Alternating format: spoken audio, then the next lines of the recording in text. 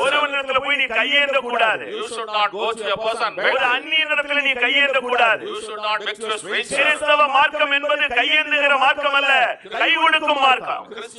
Christianity is not a begging way, but it is a way which is stretching forth hand. நான் சொல்லுகிற உபதேசம் சரி என்று சொல்கிறவர்கள் அல்லேலூயா சொல்லுங்கள். Hallelujah. இயேசுவின் நாமத்தை உச்சரித்துக் கொண்டு வேதத்தை கையில் வைத்துக் கொண்டு நீ ஒருவனிடமும் கையேந்த கூடாது. Pronouncing the name of Lord Jesus Christ, keeping the Holy Bible in your hand, you should not go and beg to anyone. இறைவனிடம் கையேந்து. You beg to the Lord. அவர் இல்லை என்று சொல்லுகிறதே கிடையாது. He never denies nothing. நீ ஏன் போய் உன்னுடைய அண்ணனிடத்துல கையேந்துகிறாய்? Why you are going and begging to your brother? ரட்சிக்கப்படாதவனிடத்துல ஏன் நீ கையேந்துகிறாய்? Why you are begging to அதை the விட முழங்கால் படியிட்டு நீ சாப்பிடாமல் கிடந்து கர்த்தரை நீ கூப்பிடு.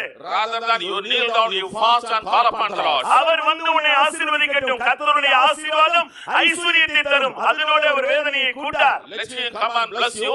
The blessing of God will give